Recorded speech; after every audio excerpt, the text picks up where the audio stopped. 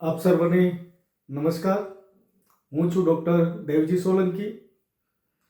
આજે અર્વાચીન ગુજરાતી સાહિત્યના ઇતિહાસમાં પંડિત યુગીન સાહિત્યકારો અને એમાંય આપણે સર્જક એટલે કે આનંદશંકર બાપુભાઈ ધ્રુવ એમનો આજે આપણે અભ્યાસ કરવાનો છે.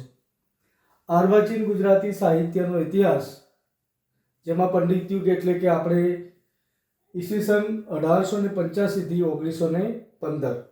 તો આનંદશંકર બાપુભાઈ ધ્રુવ કે જેઓનો જન્મ 1869 ની અંદર થાય છે અમદાવાદ મુકામે, અને એમનું નિધન એ 1942 થાય છે. જન્મ એમનો અમદાવાદ છે, બાળપણ વડોદરા અને રાજકોટની અંદર એમનું બાળપણ વીતે છે. સર્જક ને ધર્મનિષ્ઠા, સંસ્કૃત ભાષા પ્રત્યેનો પ્રેમ અને એમને વારસામાં આ બધું એમને મળે છે. એમનો MA અને LLB સાથેનો એ અભ્યાસ રહ્યો છે. 1893 ની અંદર તેઓ ગુજરાત કોલેજ અમદાવાદના એ સંસ્કૃત વિષયના એ પ્રાધ્યાપક રહ્યા છે. ફિલોસોફી વિષયનો અભ્યાસ પણ એમણે કરાવ્યો છે. એટલે લગભગ 25 વર્ષ જેટલી સેવા એ ગુજરાત કોલેજ અમદાવાદની અંદર આનંદશંકર બાપુભાઈ ધ્રુવ જે અધ્યાપક હતા ફિલોસોફી સંસ્કૃત વિષયના, એમણે ત્યાં સેવા આપી છે. એમની પાસેથી કેટલાક એવા એ શાસ્ત્રોનો એમણે અભ્યાસ કર્યો, અને એમાં સંસ્કૃત દર્શનશાસ્ત્ર, ન્યાયશાસ્ત્ર, અંગ્રેજી વિષય આદિ વગેરેનો એમણે ખૂબ સારી રીતે એ અભ્યાસ કર્યો હતો. થોડો સમય એ જ કોલેજના એ પ્રિન્સિપાલ પણ રહ્યા છે.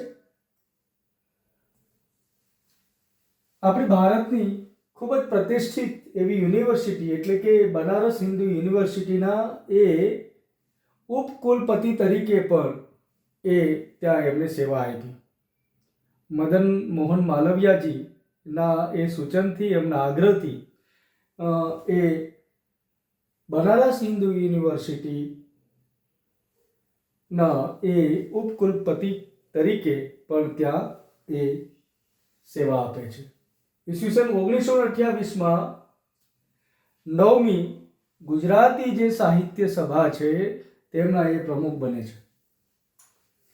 મણિલાલ નભુભાઈ દ્વિવેદી ને તે પોતાના જેઠ બંધુ ગણતા, મોટા ભાઈ ગણતા હતા. અને મણિલાલ નભુભાઈ દ્વિવેદીનું એક મેગેઝિન ચાલતું સુદર્શન.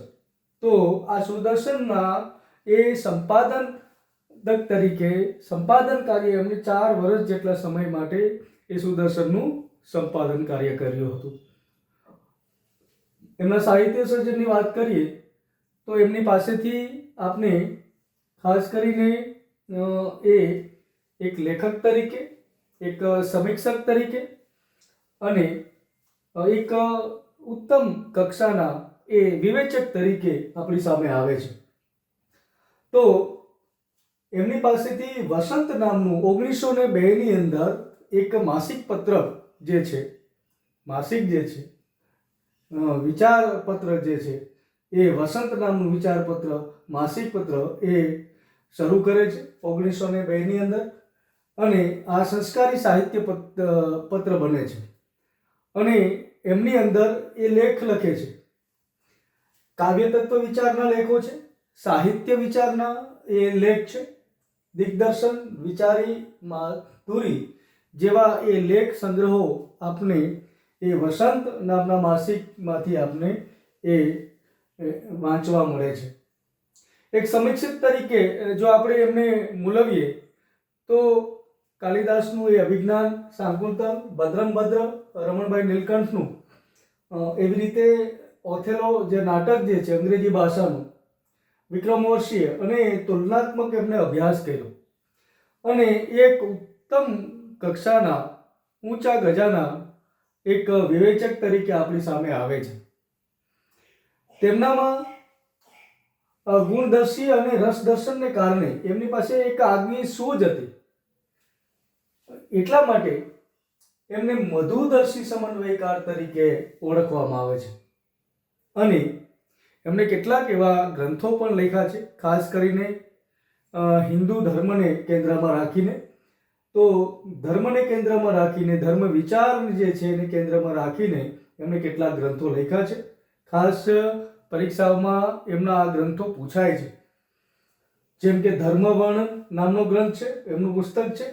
હિન્દુ ધર્મની બાળપોથી. જો આ હિન્દુ ધર્મની બાળપોથી નામનું ગ્રંથ જે છે એમનું અગાઉની પરીક્ષાની અંદર આ પ્રશ્ન પૂછાયેલો છે કે હિન્દુ ધર્મની બાળપોથી ગ્રંથના એ સર્જક કોણ છે નીચેના પૈકી? તો એ હતા આનંદ શંકર બાપુભાઈ ધ્રુવ.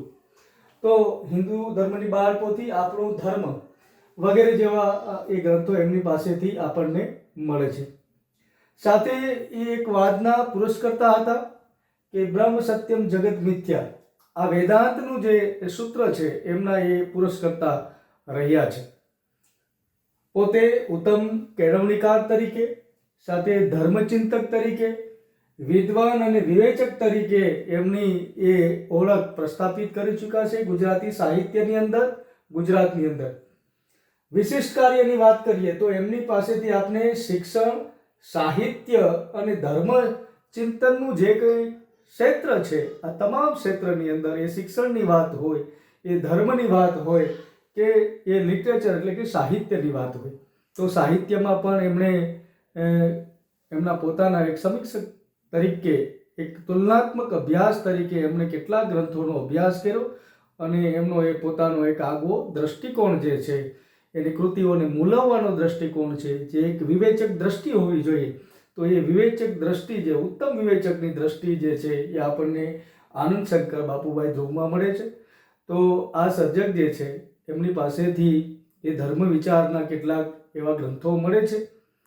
હિન્દુ ધર્મની બાળપોથી, પછી એમનું ધર્મ વર્ણનનું પુસ્તક છે, હિન્દુ ધર્મનું પુસ્તક છે, આપણો ધર્મ નામનું પુસ્તક છે, આ જે છે, અને બ્રહ્મ સત્યમ જગત મિથ્યા, આ જે વેદાંતની જે વાત છે એનો જે સૂત્ર જે છે એને સાર્થક કરતા એના પોતાના એક અલગ હિન્દુ ધર્મ વિશેના ખ્યાલો એ એમના એ સાહિત્યમાં, એ લિટરેચરમાં આપને એ જોવા મળે છે, આપને વાંચવા મળે છે. તો આ ઉત્તમ ગજાના, ઉત્તમ કક્ષાના વિવેચક, સમીક્ષક એટલે આપણા આનંદ શંકર ધ્રુવ સાહેબ. તો એમને આપણે આચાર્ય આનંદ શંકર ધ્રુવ પણ કહીએ. હવે આ પંડિત યુગ છે એમાંના કેટલાક એવા ગૌણ સાહિત્યકારો પણ જે થયા છે. કેશવ હર્ષદ ધ્રુવ એટલે કે કેહ ધ્રુવ, એની પણ આપણે નેક્સ્ટ વિડીયોની અંદર વાત કરીશું. અનંત પ્રસાદ વૈષ્ણવ જે છે